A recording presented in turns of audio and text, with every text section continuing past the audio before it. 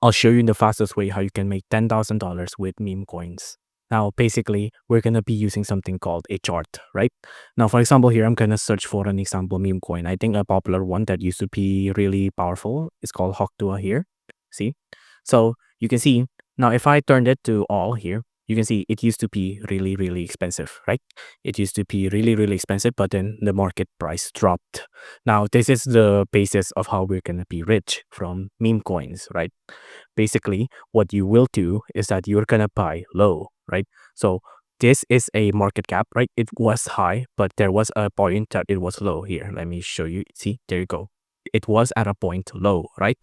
But after that, it shot up its on its value into something better, right? So that's the way we're going to do. We're going to buy low and then we're going to sell high, just like that, right? So it used to be at this price, but then it shot right up into that price, right?